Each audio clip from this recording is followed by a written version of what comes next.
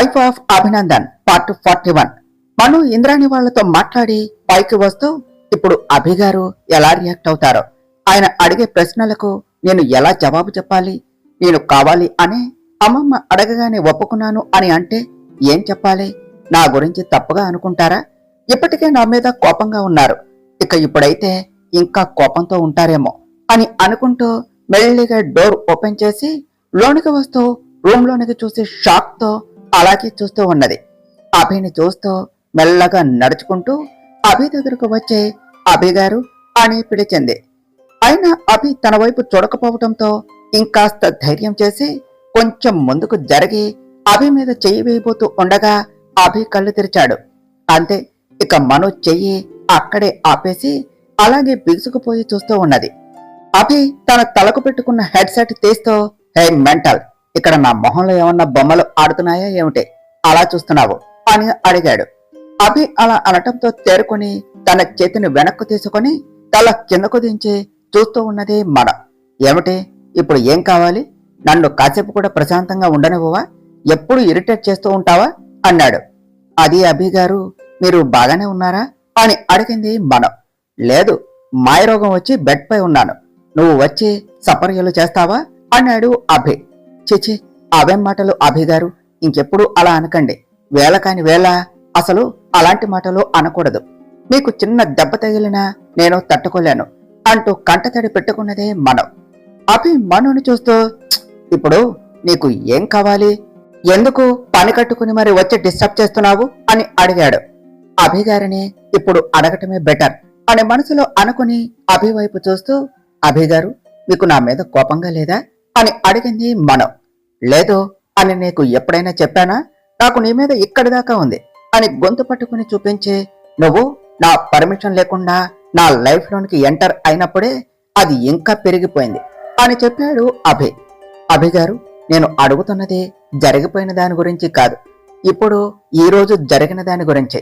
అదే అమ్మమ్మ గారు ఈ తాళాలు నాకు ఇచ్చారు కదా, మీరు అడ్డు చెప్పకుండా పైకి వచ్చేశారు.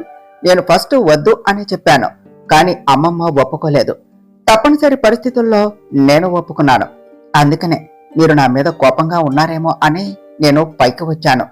కానీ వచ్చి చూస్తే మీరు హెడ్సెట్ పెట్టుకొని సాంగ్స్ వింటున్నారు. మీరు జనరల్ గా హ్యాపీగా ఉన్నప్పుడే కదా సాంగ్స్ వింటారు.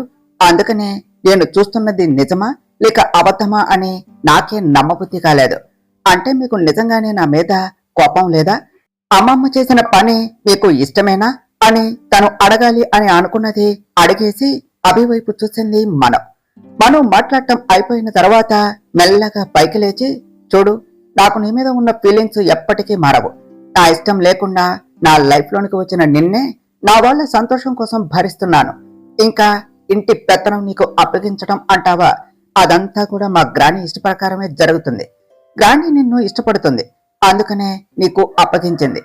మా మామ్ నా కోసం నిన్ను భరిస్తుంది, అందుకనే నీకు ఇస్తుంటే ఒప్పుకోలేదు. నేను ఇప్పుడు నాకు ఇష్టం లేదు అని చెప్తే అటు గ్రాని బాధపడుతుంది, ఇటు అసలే మామ్ ఆరోగ్యం బాగాలేదు, ఆవిడతో పాటు నేను కూడా సంతోషంగా లేను అని మామ్ బాధపడుతుంది.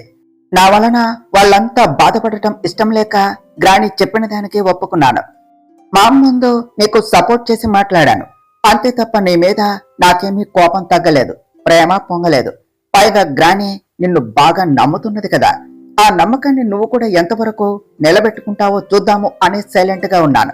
అవి నీ చేతిలోనికి వచ్చాయి అని ఓ తెగ మురిసిపోకు. అవి కేవలం తాళాలు కాదు, ఈ ఇంటి పరువు ప్రతిష్ట.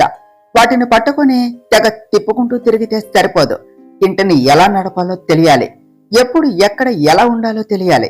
అందరి అవసరాలు తెలుసుకొని వాళ్లకు తగ్గట్టు వాళ్ళ అవసరాలు తీర్చాలి. అనవసరమైన పనులు చేయకుండా ఖర్చులు పొదుపు చేయాలి.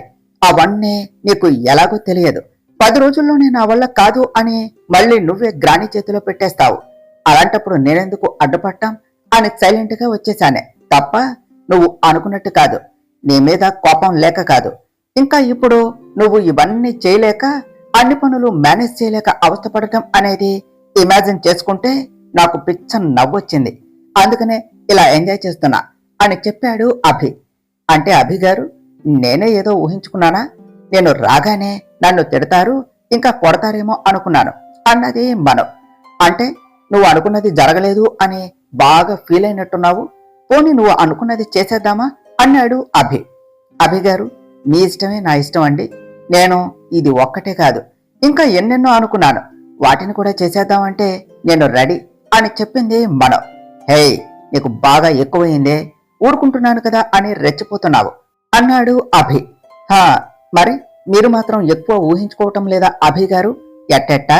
నేను చేయలేక 10 రోజుల్లో నేను నా వల్ల కాదు అని వాటిని అమ్మమ్మకు ఇచ్చేస్తాను అని అనుకున్నారా? Don't underestimate the power of Abhi's wife అని చెప్పింది మనం. హే, ఇంకోసారి వైఫ్ నైఫ్ అన్నావంటే మామూలుగా ఉండదు. అయినా నువ్వు నా పెళ్ళానివి అని ఎవరితోనూ చెప్పను అని అన్నావు కదా, కానీ నువ్వే మళ్ళీ మాట తప్పి అంటున్నావేమిటి అని అడిగాడు అభి. అభి గారు, నేను ఎప్పుడూ కూడా ఇచ్చిన మాట తప్పను. నేను మీకు మీరుగా నన్ను మీ భార్యగా చెప్పే వరకు ఎవరితోనూ చెప్పను అని అన్నాను. కానీ ఇక్కడ ఉన్నది మీరే. ఇంకా నేను నా భర్తతోనే కదా చెప్పింది. అలాంటప్పుడు నేను మాట తప్పినట్టు ఎలా అవుతాను అని అడిగింది మనం. ఇలాంటి ఎదవ లాజిక్కులకి ఏమి తక్కువ లేదు అనుకుంటా తమరి దగ్గర అన్నాడు అభి. హా, ముందు ముందు మీరే చూస్తారు కదా నేనేమిటో అభి గారు అని చెప్పింది మనం. హా, చూస్తాగా నువ్వేమిటో అన్నాడు అభి. అయినా అభి గారు, మీరు అనుకున్నట్టు కాకుండా నేను అమ్మమ్మ గారు చెప్పినట్టు అన్ని పనులు సక్రమంగా చేస్తే అని అడిగింది మనం. అదేమన్నా నువ్వు చేసే కాఫీ అంత తేలిక అనుకున్నావా? పైగా నీ కోడి బ్రెయిన్ తో చేసేద్దాము అనే అన్నాడు అభి. అభి గారు, నాదేమీ కోడి బ్రెయిన్ కాదు ఇంకా అని మను చెప్పేలోపు, ఏమిటే, కాకపోతే ఏమిటి చెప్పు అని అడిగాడు అభి. ఏమీ లేదులేండి అన్నది మనం. అలా సైలెంట్ గా ఉండు. ఎక్కువ చేస్తే ఇంకా అటు ఇటు తిప్పుకోవటానికి లేకుండా ఆ జడ కత్తిరిచ్చేస్తా అన్నాడు అభి. అబ్బా, మీరెప్పుడు నా జడ మీదే పడతారా? మీకింక ఏం పని లేదా అని అడిగింది మనం. హేయ్, నీకు బాగా ఎక్కువైందే, నా ముందే నోరు లెగుస్తుంది. ఇప్పుడేంటి నీ గోల అని అడిగాడు అభి. గోల కాదు, మీరు అనుకున్నది రాంగ్ అని నిరూపిస్తా అని చెప్పింది మనం. సరే అలాగే, చాలా ముందు చెప్పింది చెయ్యి, అప్పుడు చూద్దాం అన్నాడు అభి. నేను అలా చెయ్యాలి అంటే మీరు నాకు ఒక హెల్ప్ చేయాలి అన్నది మనం. ఏమిటి? నేను నీకు హెల్ప్ చేయాలా? ఆర్డర్ వేస్తున్నావా అన్నాడు అభి. ఆర్డర్ కాదండి, రిక్వెస్ట్. నేను రేపటి నుంచి ఏమి చేసినా ఎందుకు ఇలా చేశావు అని మీరు ఒక్క మాట కూడా అడగకూడదు. అలా చేస్తారా అని అడిగింది మనం. ఏమిటి? ఇప్పుడు నువ్వు చెప్పిన దానికి నేను ఒప్పుకోవాలా అన్నాడు అభి. అంటే ఒప్పుకోరా? మీరు వేసిన బెట్లో మీరే ఓడిపోతారు అని భయమా అన్నది మనం. చా, నన్ను ఈ అభినే ఓడిద్దాము అని అడిగాడు అభి. నా ప్రాణం పోయినా మీరు ఓడిపోకూడదు, ఎప్పుడు గెలవాలి అని అనుకుంటాను అభి గారు. కానీ ఇప్పుడు నేను అలా అనకపోతే నేను చేయాలి అనుకున్నది చేయలేను, అందుకని తప్పటం లేదు అని మనసులో అనుకున్నది మనం. హే, ఏమిటి మాట్లాడవు అన్నాడు అభి. కాదు, నేను గెలిచి చూపిస్తాను అని చెప్పింది మనం. ఓకే, నువ్వు చెప్పిన దానికి నేను ఒప్పుకుంటాను. రేపటి నుంచి నువ్వు ఏమి చేసినా ఎందుకు ఇలా చేశావు అని అనను అని చెప్పాడు అభి. థ్యాంక్స్ అభి గారు, నేను అడిగిన దానికి ఒప్పుకున్నందుకు అన్నది మనం. నువ్వు అడిగావని నేను అగ్రి చేయలేదు. నువ్వేదో పొడుస్తా అంటున్నావు కదా, ఏం చేస్తావో చూద్దాము అని చెప్పాడు అభి. ఏదైతే ఏమిటి అభి గారు, నేను అడిగిన దాన్ని మీరు ఒప్పుకున్నారు, నాకు అది చాలు. నేను ఈ రోజు చాలా హ్యాపీగా ఉన్నాను. థ్యాంక్ యూ సో మచ్ అని వెళ్లి అభిని హత్తుకున్నది మనం. మను అలా చేయగానే అభి అలానే చూస్తూ ఉన్నాడు. మెల్లిగా తను కూడా మను చుట్టూ చేతులు వేయబోతూ ఒక్కసారిగా తను ఏం చేయబోతున్నాడో చూసుకొని తనని దూరంగా జరిపాడు. సారీ అభి గారు, ఏదో మీరు ఒప్పుకున్నారు అని ఎక్సైట్మెంట్ లో అలా చేసేశాను అని చెప్పింది మనం. అభి సైలెంట్ గా ఉన్నాడు. అభి గారు, ఇంకా మీరు వెళ్ళి ఫ్రెష్ అయ్యండి, డిన్నర్ చేదురు, నేను వెళ్ళి డిన్నర్ ప్రిపేర్ చేస్తాను అని చెప్పింది మనం.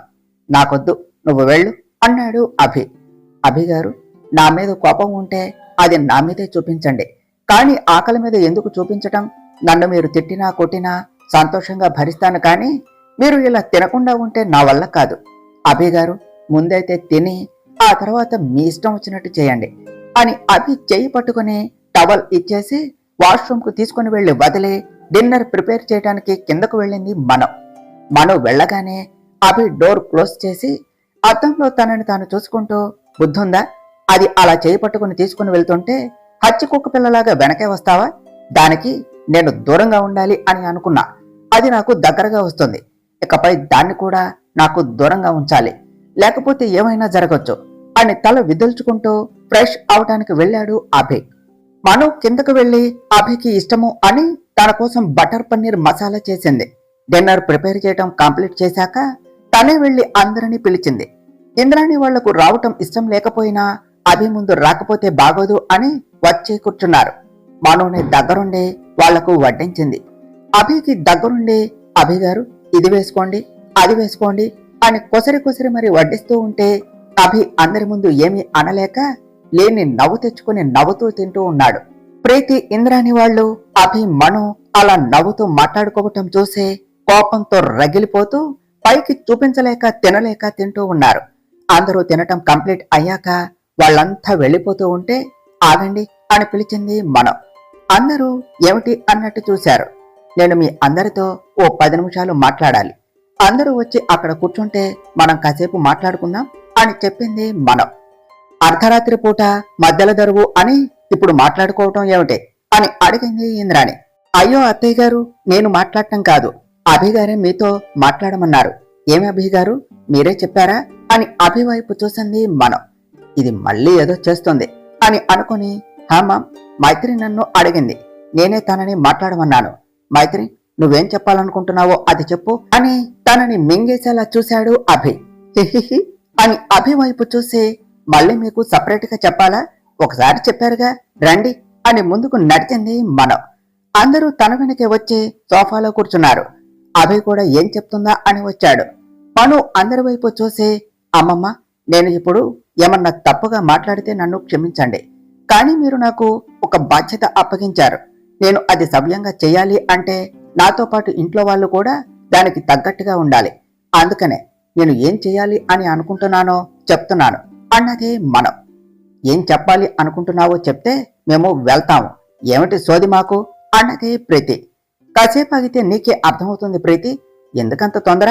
ఇప్పటి వరకు ఇంట్లో అందరూ కూడా ఎవరికి నచ్చినట్టు వాళ్ళు వెళ్లి వాళ్లకు నచ్చినప్పుడు వస్తారు, ఇష్టం వచ్చినప్పుడు తినేసి వెళ్తూ ఉంటారు. కానీ ఇక నుంచి అలా జరగకూడదు.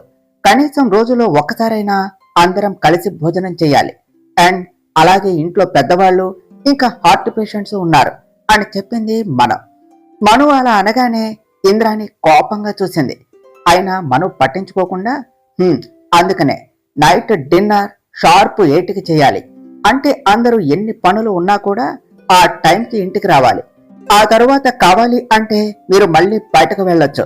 బట్ ఎన్ని పనులున్నా నైట్ 10 లోపల ఇంటికి రావాలి. ఒకవేళ అర్జెంటు పని ఉండి రాలేకపోతే ఇంట్లో ఎవరో ఒకరికి ఇన్ఫార్మ్ చేయాలి. అలా కాకపోతే ఆ తర్వాత వచ్చినా ఎవ్వరూ డోర్ ఓపెన్ చేయరు. ఇంకా ప్రస్తుతానికి ఇవి చాలు, తర్వాత నెమ్మదిగా అన్నీ మీకే తెలుస్తాయి. నేను చెప్పినవన్నీ మీకు అర్థమైంది కదా? రేపటి నుంచి మీకు ఇష్టం ఉన్నా లేకపోయినా నేను చెప్పినట్టే చెయ్యాలి. ఇక మీరు వెళ్ళవచ్చు. అభిగారు, థ్యాంక్స్ అండి, నేను అడగగానే మీరు ఒప్పుకున్నారు. ఇక రండి, ఇప్పటికే లేట్ అయ్యింది అని చెప్పింది. అభి పైకి వెళుతూ ఉంటే మను కూడా అభి వెనకే వెళ్ళింది. అభి రూమ్ లోనికి వచ్చి తన వెనుక వచ్చిన మనుని చూస్తూ, హే మెంటల్, నువ్వు నిజంగా మెంటలే. అసలు ఏం చేస్తున్నావు? నీకు ఇవన్నీ అవసరమా? నీ పనేదో నువ్వు చూసుకోవచ్చు కదా. మా ఫ్యామిలీని ఏదో తెగ ఉద్ధరించేసి నా ముందు మంచిగా ఉండి నన్ను ఇంప్రెస్ చేయాలి అని చూస్తున్నావా అన్నాడు. అభి గారు, నేను మిమ్మల్ని ఇంప్రెస్ చేయవలసిన అవసరం లేదండి. ఎందుకంటే మీరు నా భర్తని ఎందుకు ఇంప్రెస్ చేయటం చెప్పండి. నేను మీ పైన నా ప్రేమను మాత్రమే చూపిస్తాను. అంతేకాని మీ దగ్గర నటించడం నాకు రాదు. మీ దగ్గర నేను నాలాగే ఉంటాను అని చెప్పింది మన. మరి కింద ఇంతకు ముందు చేసిన దాన్ని ఏమంటారు అని అడిగాడు అభి. ఏం చేశాను? మీకు చెప్పిందే చేశాను, కానీ మీరే సరిగ్గా తెలుసుకోలేకపోతున్నారు. మీరు కళ్ళతో కాకుండా మీ మనసుతో చూడండి. అప్పుడు నేనేం చెప్పానో నేనేం చేస్తున్నానో మీకే తెలుస్తుంది. అయినా నన్ను అంటున్నారు, మీరు చెప్పేదేమిటి చేస్తున్నదేమిటి? మరి నన్నేమి అడగను అనే మాటిచ్చారు కదా, మరి ఇప్పుడేమిటి అని అడిగింది మనం. నీకు బాగా ఎక్కువైందే, ఏదైనా పిచ్చి పని చెయ్యి, అప్పుడు చూపిస్తా నీకు నేనేమిటో అని చెప్పి వెళ్లి బెడ్ పై దుప్పటి మనం మొహంపై విసిరి పడుకున్నాడు అభి. మనం నవ్వుతో అభి విసిరిన దాన్ని పట్టుకుని వెళ్లి బెడ్ సెట్ చేసుకుని అభిని చూస్తూ కూర్చున్నది. అసలు ఎప్పుడు నన్ను బంగారం బంగారం అంటారు, కానీ నిజమైన బంగారం మీరు అభి గారు. అందరినీ జాగ్రత్తగా చూసుకుంటారు. మీరు ఎంత బాధపడినా కూడా మీ వాళ్ళు సంతోషంగా నవ్వుతూ ఉండాలి అనే వాళ్ళ కోసం మీ బాధలన్నీ దిగమింగుతారు. అందరినీ మీ వాళ్ళు అని మీరు అనుకుంటున్నారు, కానీ వాళ్ళు ఆస్తి కోసం మీ దగ్గర మంచిగా నటిస్తున్నారు. అదే దక్కని రోజు వాళ్ళు మీకు ఏం చేయటానికైనా వెనకాడరు. అందుకే నేను ఇదంతా చేస్తున్నాను. మీకు నిజం చెప్పి మిమ్మల్ని బాధ పెట్టలేను. అలా అని అలానే వదిలేస్తే వాళ్ళు ఎంతకైనా తెగిస్తారు. అత్తయ్య, మీ ఆస్తి కోసం కాకుండా మిమ్మల్ని, మీ ప్రేమని అర్థం చేసుకుని మీకు దగ్గరయ్యేలా చేస్తాను. అప్పుడే మీరు అమ్మ ప్రేమను కూడా పొందగలుగుతారు. అయినా ఎవరైనా మిమ్మల్ని చూడగానే ఇట్టే ప్రేమించేస్తారు అభి గారు. మా అమ్మ అయితే రోజు అడిగేది అభి ఏం చేస్తున్నాడు అని. ఒక్కరోజు మా ఇంటికి వచ్చి మా అమ్మ నాన్నను కూడా మీ వైపే తిప్పేసుకున్నారు అని అభిని చూస్తూ గతంలోనికి వెళ్ళింది మనం. బావా, ఇంత పొద్దున్నే నన్ను ఎక్కడికి తీసుకుని వెళ్తున్నావు అని అడిగాడు సంతోష్. రే ఉండరా, నా బంగారాన్ని చూసి ఇప్పటికే 2 రోజులు అయ్యింది. ఫోన్ చేస్తే మాట్లాడదు, అందుకనే ఒకసారి చూద్దామని. అయినా సెమిస్టర్ హాలిడేస్ కూడా ఇప్పుడే రావాలా? ఇంకొన్నాళ్ళు ఆగి రావచ్చు కదా అన్నాడు అభి. రావచ్చు. నువ్వు మనో వెనుక ప్రేమిస్తున్నా అని చెప్పి పడటం మొదలుపెట్టి 1 ఇయర్ అవుతుంది. అప్పటి నుంచి కూడా తన వెనకే తిప్పించుకుంటుంది. నువ్వు ప్రపోజ్ చేస్తే తిరిగి రిప్లై కూడా ఇవ్వలేదు అన్నాడు సంతోష్. రై, నాకు లేని బాధ నీకెందుకురా? అది నిజంగా బంగారమేరా. దానికి నేనంటే ప్రేమ ఉన్నది కానీ బయటికి చెప్పలేకపోతుంది. తను నాకు తన మనసులో మాట చెప్పే రోజు కోసం ఎదురు చూస్తానే కాని తనని ఇబ్బంది పెట్టను అని చెప్పాడు అభి. తనని ఇబ్బంది పెట్టవు, తన కోసం మమ్మల్ని అయితే ఇబ్బంది పెడతావు. అయినా ఇప్పుడు ఎక్కడికి తీసుకుని వెళ్తున్నావు అని అడిగాడు సంతోష్. మనో ఈరోజు గుడికి వస్తుంది అంటారా, అందుకనే తనని ఒకసారి చూద్దాము అని చెప్పాడు అభి. ఈ విషయం నీకెవరు చెప్పారు అని అడిగాడు సంతోష్. మనో ఫ్రెండ్ సత్య ఉన్నది కదా, తనను అడిగితే చెప్పింది అన్నాడు అభి. ఈ ఆడ లేడీస్ ఇంత పొద్దున్నే గుడికి రావాలా? ఆఫ్టర్నూన్ 12కి వస్తే సరిపోతుంది కదా, మాకు ఏం బాధ ఉండదు అన్నాడు సంతోష్. ఆపరా, నువ్వు నిద్రపోవటం కోసం అన్నీ మార్చేస్తుంటావా అని బైక్ ఆపి ఇద్దరూ కలిసి గుడిలోనికి వెళ్లారు. అభి లోనికి వెళ్లగానే మనో కోసం గుడి మొత్తం వెతుకుతూ ఉన్నాడు. తన మనసులోని బాధ అర్థం చేసుకుని దానికి తగిన సమాధానంగా మను ప్రదక్షిణాలు చేస్తూ అభి ముందుకు వచ్చింది. అభి వస్తూ ఉన్న మనోని చూస్తూ ఉన్నాడు. అదే ఫస్ట్ టైం మనోని హాఫ్ శారీలో చూడటం. ఏదో అద్భుతం తన కళ్ళ ముందు వెళ్తుందా ఏమిటి అన్నట్టు చూస్తున్నాడు.